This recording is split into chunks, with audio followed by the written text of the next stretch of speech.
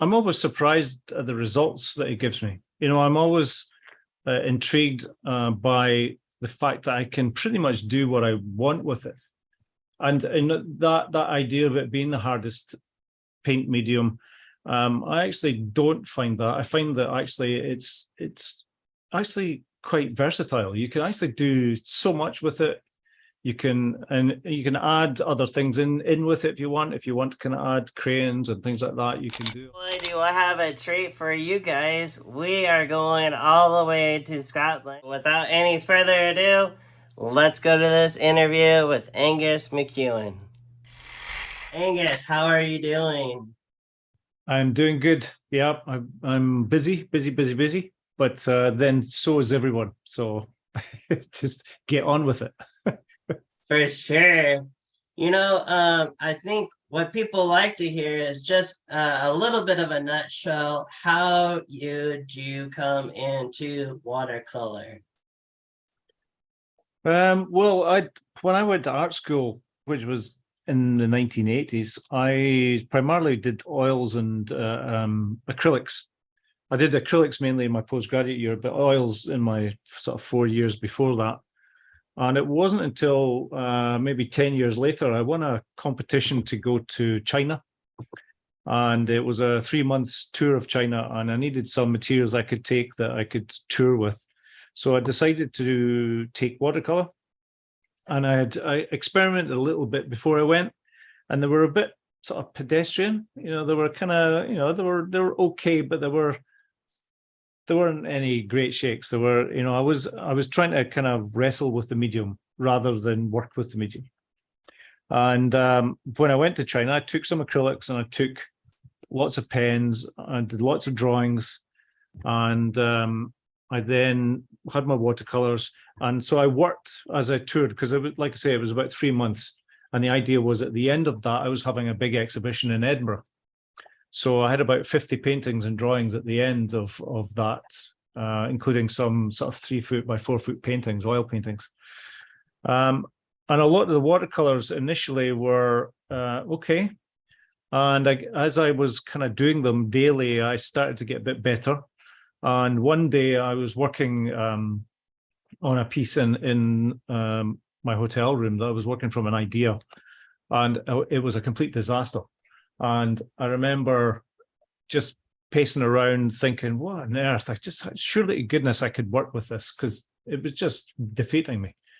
And I covered it up with white gouache. I decided that I didn't like it anymore, and I got white gouache and I covered the whole of the picture with white gouache. So it was, when it was wet, it was completely white. You saw nothing. And I was kind of wandering about this hotel room and trying to kind of figure out what on earth I was going to do. And then as it was drying, this image started to come through, this milky fluid. It started to come through, and I thought, oh, that's quite interesting. So then I got some clean water and I started lifting things out and I started messing with it. And that's when I kind of realized that I could actually do quite a lot with the watercolor, that I could actually be quite manipulative, and I could actually start to really play with it. Whereas before I felt like I was in a straitjacket, and I felt like I had to kind of paint in a certain way, and it had to look like a certain thing. And I was, in my mind, I was trying to paint that way. And this gave me the freedom to kind of explore and experiment, and to just really kind of go for it. And it was from that point that I then started to kind of loosen up a little bit and started to kind of take chances and started to not worry about making mistakes, because I think that was part of the problem. I was concerned about actually making mistakes, and therefore I was making lots of mistakes. So yeah, it was that initial point. So that was 1996 when I kind of started messing around. 96 it was. I was in China. And from then onwards, pretty quickly, I really started printing with it and playing with the watercolor and experimenting with it, and just kind of trying to just find the limits of the watercolor, and trying to find a kind of way that would, a language that would kind of suit me, rather than kind of looking at someone else and looking at what they've done and thinking, oh, that's what I want. I just started to kind of play with it and find my own feet. And so then it just evolved. And it wasn't something that I did consciously. It wasn't like I decided I'm going to be a watercolor painter. It just sort of drifted slowly into that. And I started to use it more and more and more as I became more and more confident with it, and I could realize that I could do an awful lot with it. So it was you know, a sort of an unconscious thing. I just kind of just drifted into using watercolor all the time. Occasionally I do use acrylics with the watercolor. Very nice. Yeah, that's how I got into watercolor. Slightly by accident, but at least the way I work with it was by accident. But I've learned a lot, and I learn a lot from all the mistakes. And I tell that to my students. You know, that's the learning bit. You know, when you're making mistakes and it's working, that's you know, you should get excited. That's when you're going to start learning stuff. With watercolor being so-called the hardest medium, but I'm sure you find it very rewarding. And how do you find watercolor rewarding? I'm always surprised at the results that it gives me. You know, I'm always intrigued by the fact that I can pretty much do what I want with it. And that idea of it being the hardest paint medium, I actually don't find that. I find that actually it's actually quite versatile. You can actually do so much with it. You can add other things in with it if you want. If you want to kind of add crayons and things like that, you can do all that. You can draw on top of it. You can do whatever you want with it. And there's so many different ways of approaching it. So I just enjoy the fact that it's quite clean, and you know, it's not smelly. It's not like oils. You don't have to wait a day or so to let the thing dry, which it used to annoy me with oils. You know, you had in the end ended up with a kind of artificial kind of thing where you had to just put it aside to let it dry, because you'd got to a point where it was starting to get muddy. Acrylics I quite like, but they have a kind of certain plastic quality about them that certainly with the colors. But you can use acrylics very like watercolor, and I combine the two together, as I said before. But I just enjoy the fact that it continually surprises me, and continually I find other ways of kind of making it work for me. And I've never really come across anything where I'm kind of stumped. You know, there's no kind of thing that I think I don't know how to do this. You just, you know, there's always a kind of method or a manner or a way of working that will kind of help me resolve a situation I'm in. Kind of like pinpointing you down. Do you have a style? What do people say your art is? I get you know, realism or hyper-realism sometimes. It's very real, and I know I used to get students and a lot of friends who would say, you know, they were trying to free themselves up, and I always felt like, oh yeah, I should be trying to free myself up because everybody else is freeing themselves up. But I actually thought that's actually not me, you know. And one of the first things we were told when we went to art school was to be true to yourself. And so I have to keep reminding myself that I'm not trying to be like another artist. You know, there's so many really good artists out there, and they are who they are. And I shouldn't try to be them. I should try to be myself, have my own voice. And so for me, realism and sort of tight detail is what kind of excites me. Now, it's laborious and it takes time, but you put a lot of effort into it, then I get a lot back from it, you know, in the end. You know, I get a kind of real kick at the end of it when sort of finally have overcome it. And some of my paintings have taken years. You know, it's not like when I'm not talking like a month or a week, or I'm talking sometimes years. I just finished one that I started before lockdown. Nice. But it's mainly because I kind of start something and put it aside, work on something else, you know, and I work on a variety of different paintings, and then I eventually come back to them when I feel sufficiently motivated to finish it. So that's why it's not that I'm working laboriously for 3 years on a painting. It's that I'm kind of putting them away and bringing them out, putting them away, and eventually I find the oomph to finish the pictures.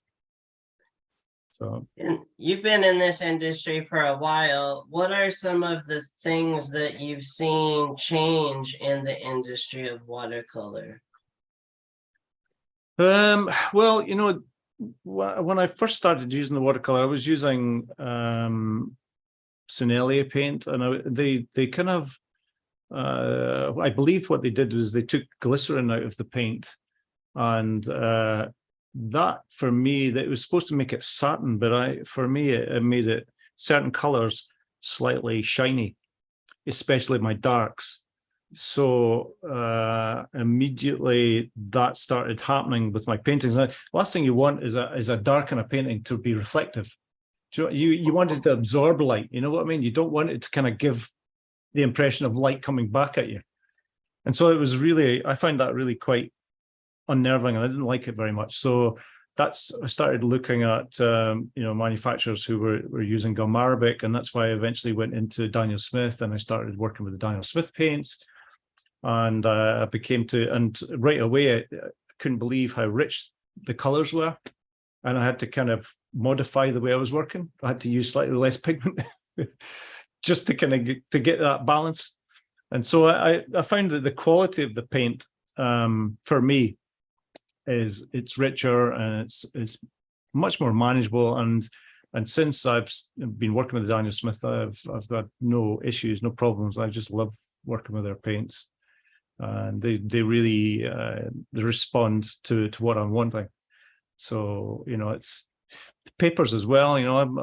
I've been using Fabriano's papers since I was a student. Wow. But I used to have big rolls of cartridge from Fabriano, and I would be working with them. And now the Fabriano Artistico Extra White, I really enjoy using that. It's really for me, again, it's perfect for what I'm looking for. And my paintings are not all 00 brush and sort of finicky. Sometimes I'm printing, sometimes I'm throwing water at it, I'm dripping from height. I'm not just fiddling with a tiny wee brush. There's sometimes quite a lot of things going on with the painting. I'm spraying and I'm doing all sorts of things. So I'm looking for a paper that will allow me to do that and be soaked in dry and soaked in dry multiple times, and still look fresh. And I think the way you do that, and I don't know if people can notice from behind you, but your paintings are stapled to boards, and not too many people are using staples now. And not to sound loaded, just I do know you from watching you paint, and you have your own brushes that have a better handle that works for holding longer periods of time.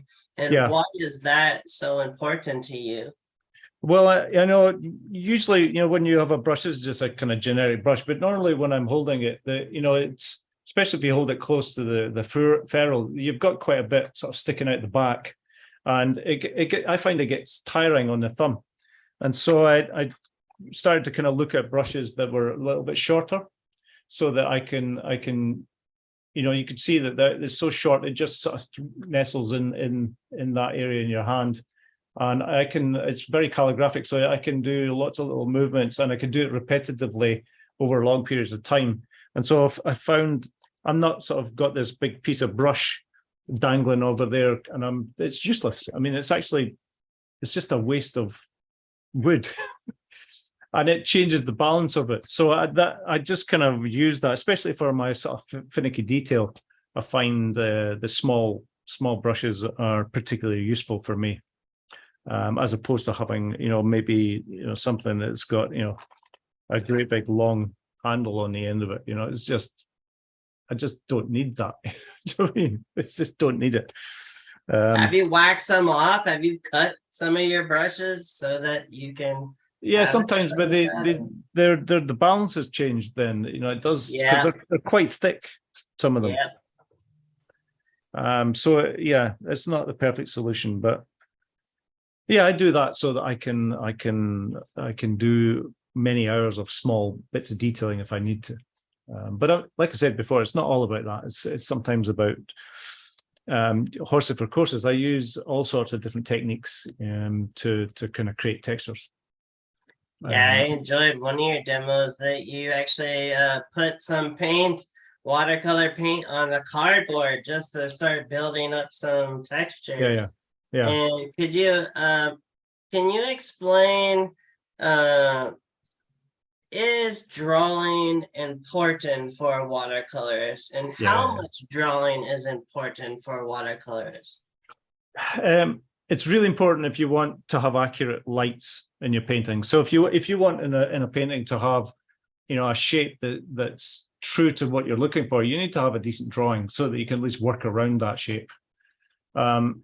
If you try to kind of, it depends. If you're doing something that's quite impressionistic, it's just a suggestion of, the shape or whatever, then you can get away with being quite loose and bold, maybe lift a little bit out, and it gives you the suggestion of maybe a wall or whatever you're painting.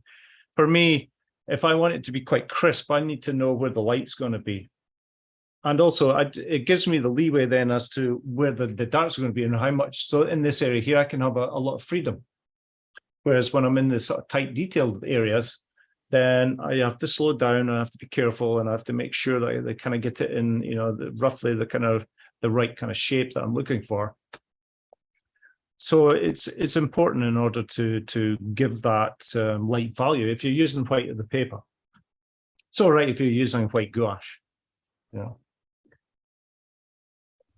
Some people are wondering, like, how do they find subject matter? I know you have some wonderful repeating subject matters, and then you also have some other ones, like your boat series and on the beach was great, and your chair series. Like, could you speak into that? How you found those and how they repeat and some don't repeat?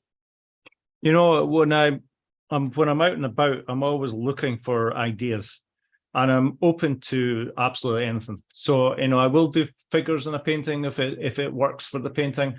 So, a lot of my paintings don't have figures in them, but I did a whole series of the Cuban paintings, and the figures were so relevant to the fact that the place was, falling apart a little bit. Great subject matter for me, but the people were really important.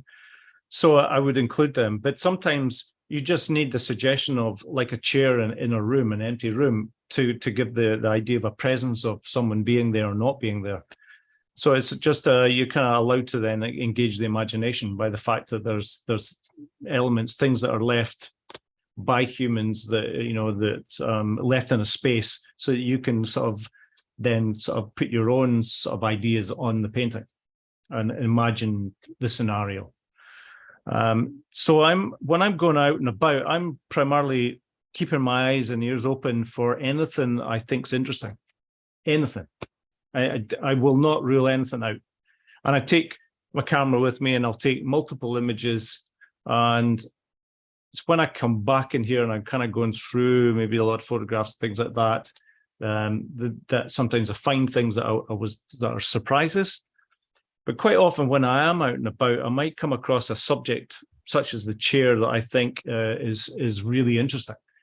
And what I'll do in that instance is then get a sketchbook out, and then I'll do a quick drawing on site.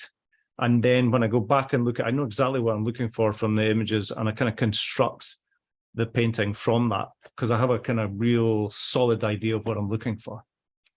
So there's a bit of a combination of that. But sometimes some images are slow burners, that I take maybe some photographs, images, and I go back through them to see if anything kind of speaks to me later on. And so as you move along, things that you've taken in the past, you think, oh, that's quite interesting. Actually, that kind of fits into what I'm looking for now. Then I'll kind of maybe, so I'll take something, maybe I've taken images maybe 4 or 5 years ago. If it's relevant, but I really enjoy the process of looking for new stuff. Like I feel like I'm out hunting for subject matter, looking. And so this past weekend I was in away up in the Highlands of Scotland, And it was just in the middle of absolutely nowhere. But I found this old ramshackled shed that had been an old post office. And it was on the side of a road, and it's just all dilapidated, red shed with an old sign, and it's a perfect subject matter for me. Didn't expect it. Stopped the car, got out, and as you know, we went back a few times when I saw the sun was coming out, so that I was catching it with different light, different times of day, and then I can from that I can start to kind of get a real sense of what I'm going to do with the painting. So it could be multiple images from over a period of time in different lighting situations that eventually I call tease something out. But light's really important for me. You know, the light, the way light falls across subjects, it kind of really helps describe the subject. There's so much about being a painter of light and the science part of watercolor and how we are subtracting light and leaving light. And when you're talking about photographs, I got more than one question, but we'll just hit one at a time. But when you're out there grabbing reference material to paint, how much of looking at the photo are you painting versus is there anything going on emotional within that painting as well? Yeah, because when I'm taking the photographs, for instance, I do spend a good bit of time with the subject. So it's not a case of, you know, taking a snapshot and going away, or worse still, somebody else takes the photograph and gives you, because I quite often get that people say, here's a picture I've taken, and you think, yeah, that's great, but I actually have no idea of what's going on to the left of that or to the right of that, how hot it was that day, how cold it was, where the wind was blowing, the smells. These are all things that are in the imagination. So even though I might be working on a specific image, I know exactly what triggered me to go, oh, that's really interesting. And it might be just the light falling on there, but everything I know, what's going on around me. Sometimes when I'm doing drawings, it's so hot that I'm burning, so I need to kind of step back from the light. And there's all that is part of the emotion that when you're working, it imbues itself onto you when you're working, because you have a kind of feeling. Because there's a part in the painting when I eventually don't look at my reference anymore and I throw the reference away and I start responding to the image and start, deciding what I want to make important and what I want to kind of make less important and play around with that. So the reference kind of gets me so far, but it's not about just, oh, you've done a good copy of the image, because actually I'm looking for a little bit more than that. I'm looking for something a little bit extra that I'm going to put into that. So I might decide, in an image, you might have another bit of light in here, whatever, and you think, no, actually, it doesn't work for the image, so I'm going to just make it darker, or I'm going to take it out, or I'm going to make it bluer, or I'm going to, change it somehow, remove it, because it doesn't work for the painting. And so I'm continually kind of doing that in an image. I'm not just doing a blind copy. I'm trying to interpret the image, the photograph that I have. I'm taking that and doing an interpretation of that and changing whatever I think I need to in order to make it something else. And so quite often somebody will see my photograph I worked from and then see the painting and go, the painting's so much better. Well, hopefully it will be. In that I've turned it into a painting and I've kind of done something with it that makes it emotional, evocative, as opposed to just being a direct copy. Yeah, I mean, when I see your work, I see that a camera can't capture that for a print. I will look at one of your paintings and I can breathe and smell and maybe even hear something, clanking, or like the way you paint metal, if I were to tap on that metal, or the way you paint wood that's next to this, light socket that's not been working for a while. Like, you really do tap into that. And I really feel like that's really what helps, in a time now where people are now wanting to like enter shows that are judge shows, and they want to get hung with all the amazing other people such as yourself. Like, what does it take to get themselves there? I know obviously it takes mileage and painting after painting, but what would you speak to someone that's probably still watching, but they're a little more than just a beginner? They're kind of like they feel like, I want to enter a show. Mm. How can I stand out from the rest? Because your work definitely says this is Angus McEwan. I think it's what we were talking about before about having your own voice. And so having something that's identifiable as being yours and not a copy of someone else's. There's actually nothing worse than, I mean, I've juried many shows, and when you can go through them and go, oh, that's, so-and-so's, oh, that's a copy of so-and-so's, because they're doing street scenes and they're doing reflections and, you know who I'm talking about. They're just copying someone else's work, or even the reference, the subject matter is someone else's, and so they're never going to get anywhere because you're just seen as a poor copy, because it'll never be as good as the original, and because they're so similar, we can immediately see who that's coming from. So what you're wanting to do is to find your own subject matter, to find your own kind of reference materials, find a voice that's your own, and find a way of working that really, makes yours stand out.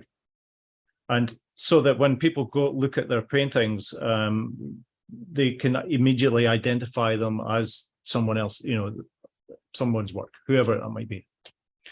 You don't want to go, oh, is that might be so-and-so's, and the next one you do is completely different again. It's a different way of working and it's different subject matter. And then the next thing they do is different again, because they're hopping around, borrowing from this person, borrowing from that person.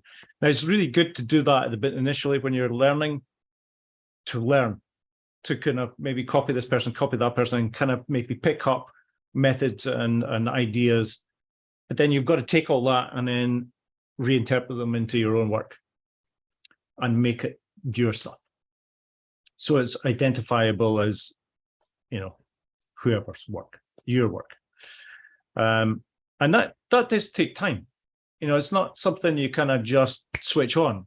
It takes time kind of working your way through things until you find a subject you're really passionate about and really excites you, gets you kind of motivated to go into the studio and to paint and pick up the paintbrushes, and something that kind of will excite you enough to keep you going through the times when things don't work, when it becomes hard and when it's difficult, when things aren't working, and kind of work your way through these hard problems. And eventually your style will start to kind of show, because everybody has a unique, some people are similar to, but you kind of want to have your own voice, if possible, whatever that might be.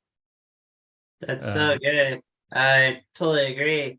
And I like how we were talking too about series of paintings can show that you've spent some time with a subject. Maybe it's waves and you're learning how to work water and type of different waves and whatnot. And so obviously you've already said that you're not a fast painter, and that you spend time with your work, and you said you even put it away and maybe work on several other ones.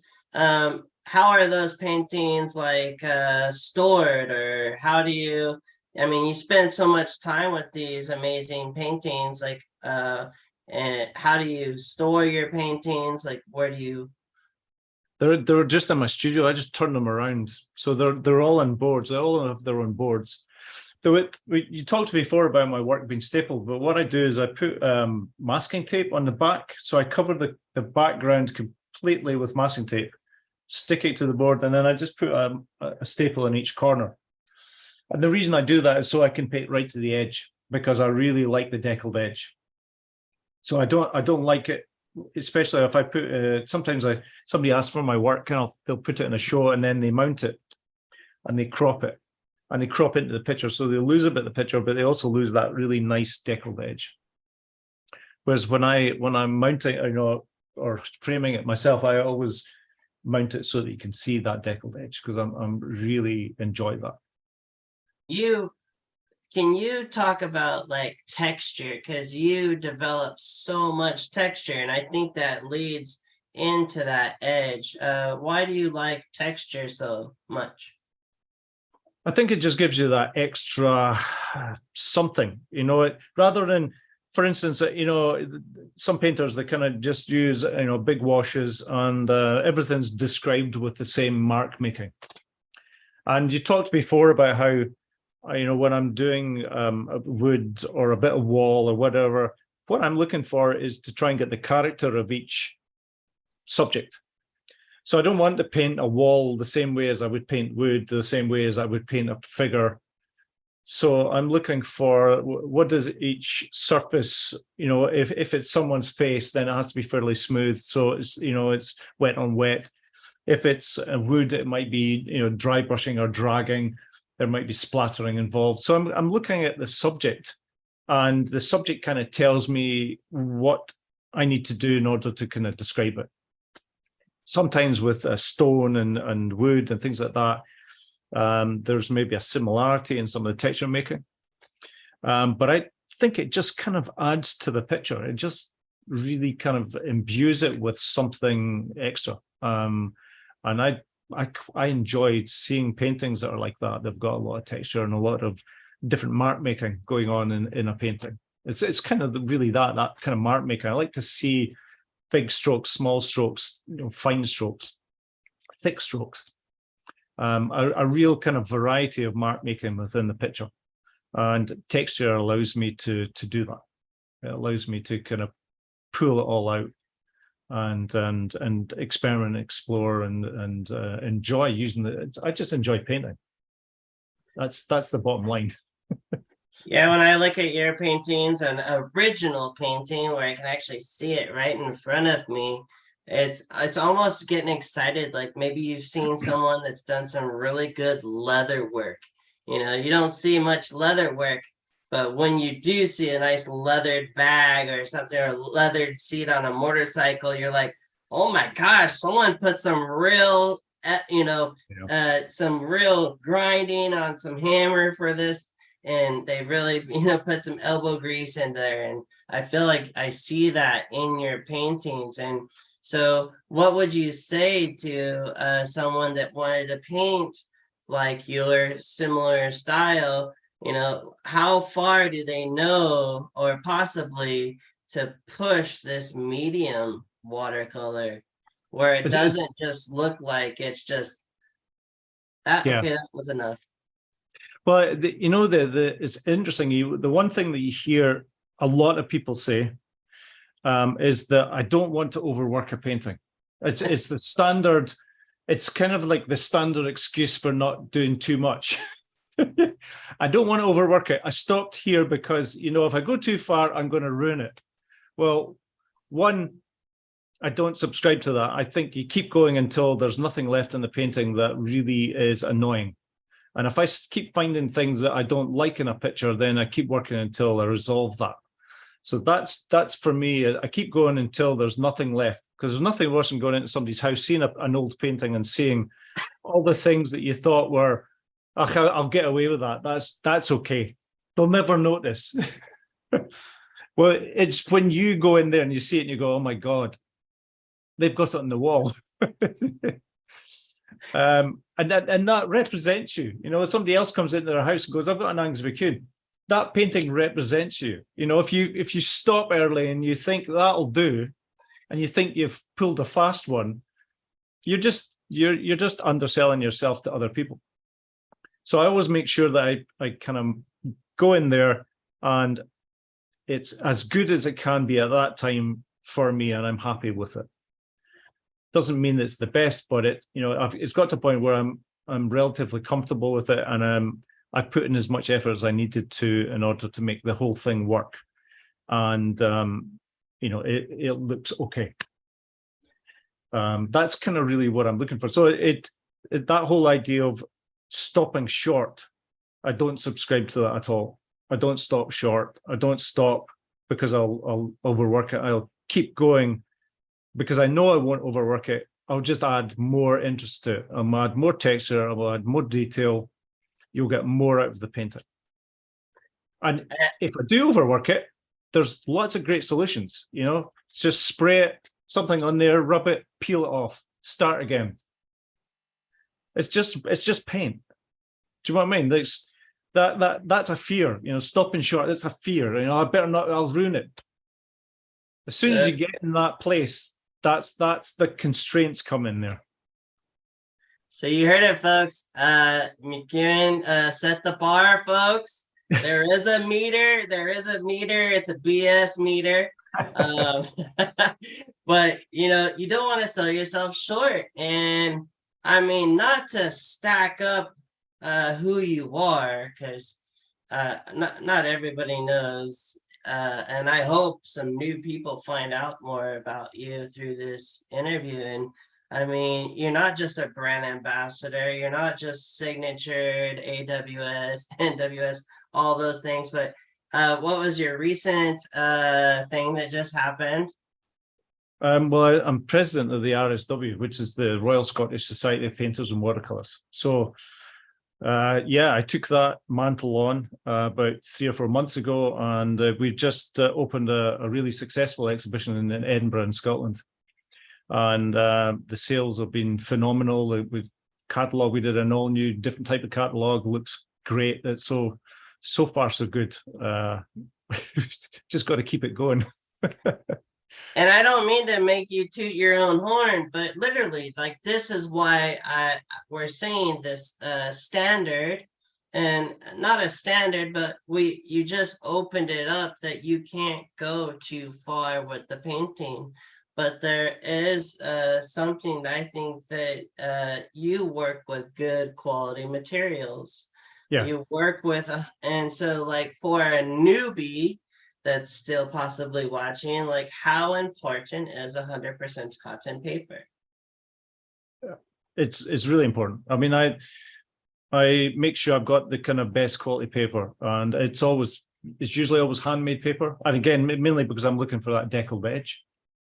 But you don't want a surface that's going to break up on you when you're working. You don't want it when you're putting washes on, 2 or 3 washes, and you start to get that little bubbly surface. That starts to happen, then you've got problems, and it does occasionally happen. But I know with like Fabriano papers, for me, it doesn't happen.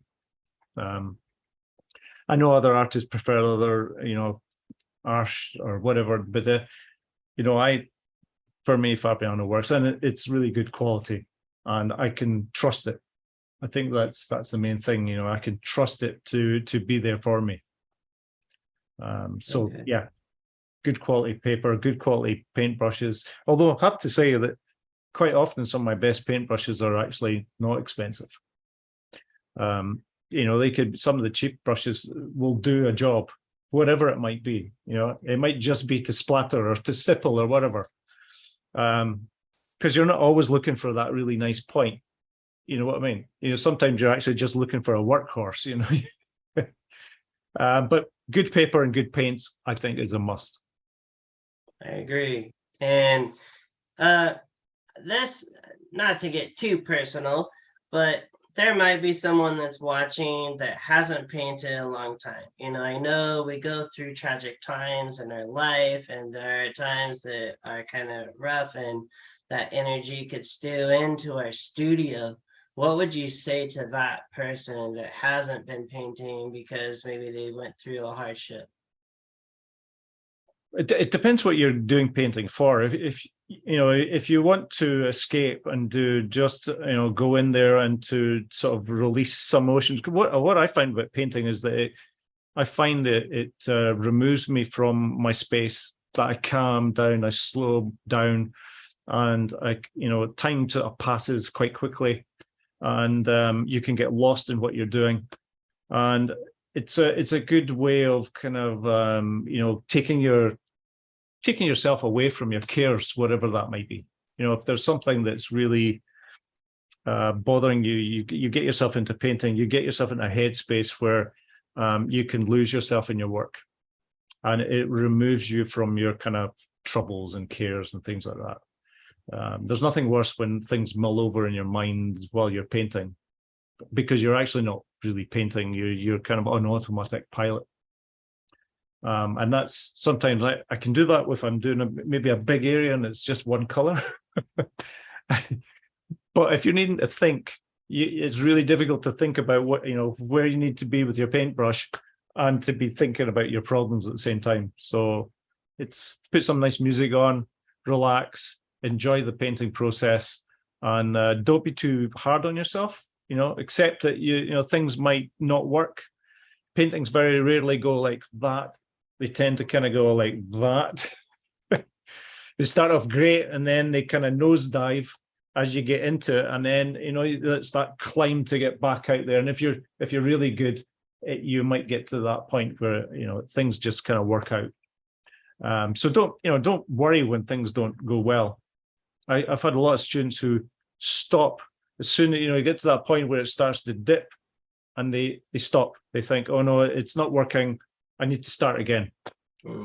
I say, no, you need to work through this. It's the only way you're going to learn what to do in order to get yourself out of this. If you keep stopping there and starting again, you'll just keep getting to that point. And if maybe 1 in 10 will be successful, and you'll go, that's the way it should be. Well, to be honest, very few paintings are like that. Very few paintings are going to start off here and just go smooth and you finish and it's perfect. Most of the time, it's a challenge, and within that challenge, you find ways of kind of solving problems, visual problems, and that'll take you away from any kind of cares that you've got in the world. So try to wrestle with your piece of paper. So good. Thank you so much for speaking into that, and I'm sure there's going to be someone that's going to help them. But what other things have you seen opened up to be welcomed into watercolor? It's really interesting, being in Scotland, the art schools, quite rightly you said that it wasn't, it's always been kind of frowned upon, really. Watercolor, it was always seen as the medium of the Sunday painter, or the granny who'd sort of who's taken it up after they've left their work. So it's never, or it's maybe school kids that are using it. And that's why when I said I was at art school, I did oils and acrylics, and watercolor was 10 years after I left art school. And again, I just kind of fell into it.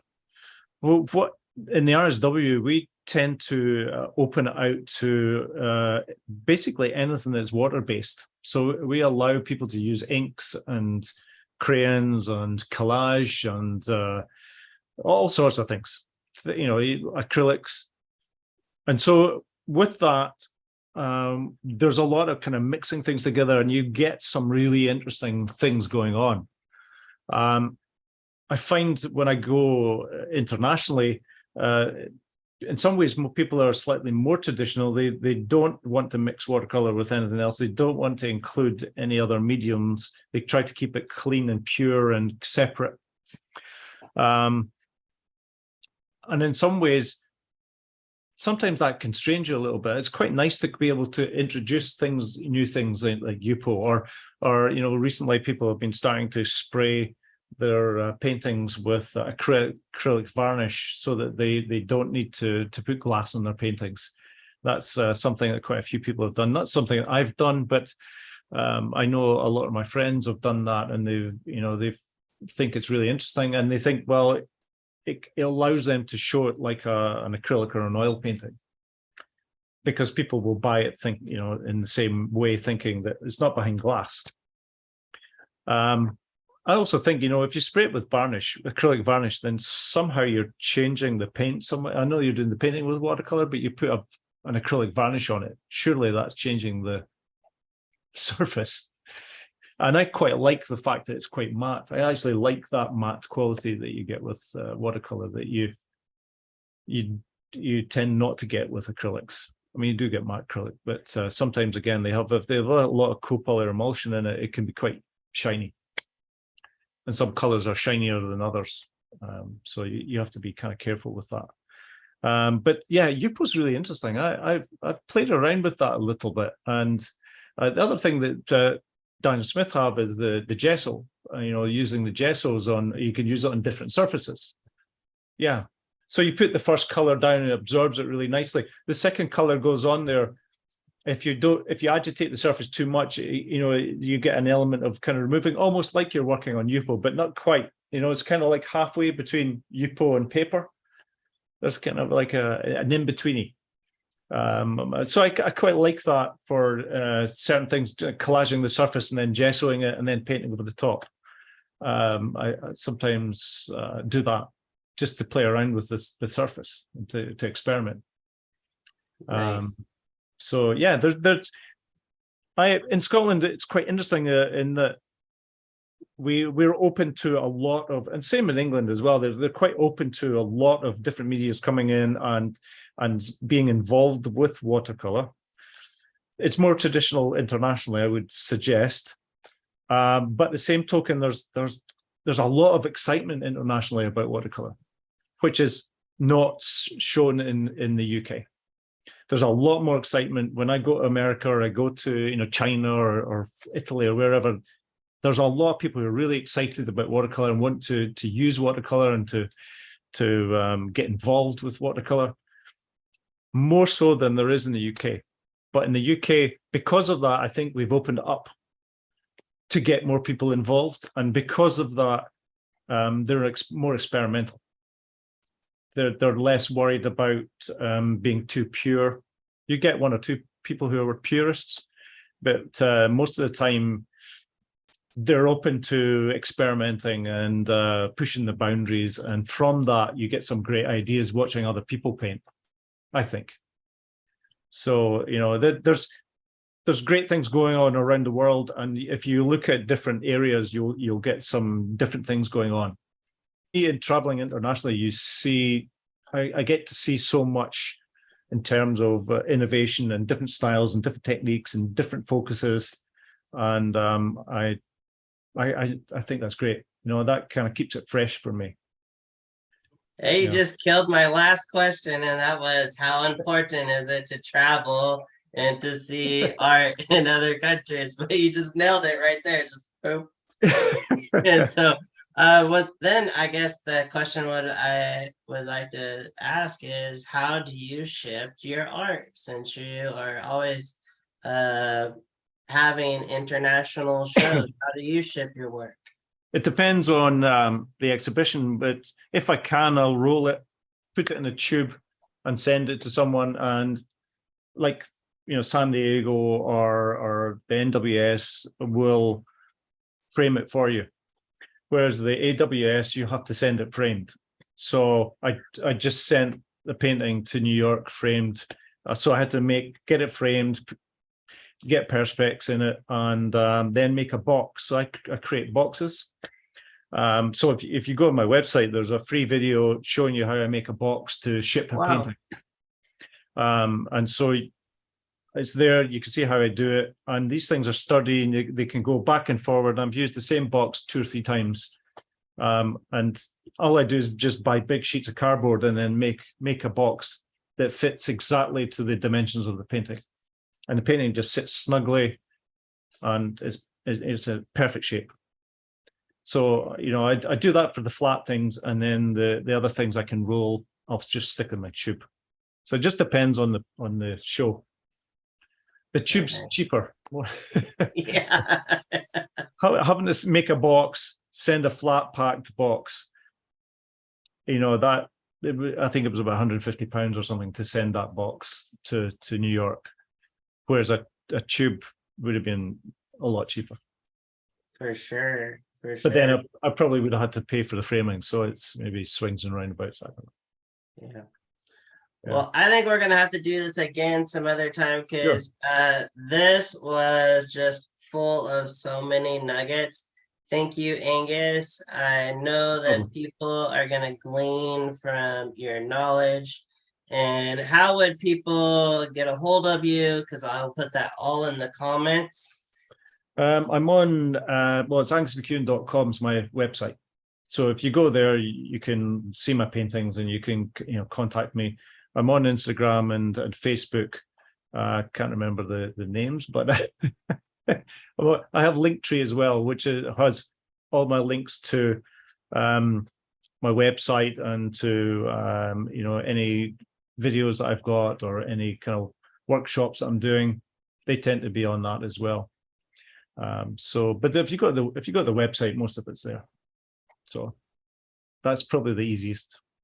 And I'll also put your demo that you did with Daniel Smith, with John down here in the links. And so thank you everybody for joining Angus and I, and just continue to get out there and paint and look at more of Angus's work. I'm going to put some links where you can see his work, his socials and whatnot.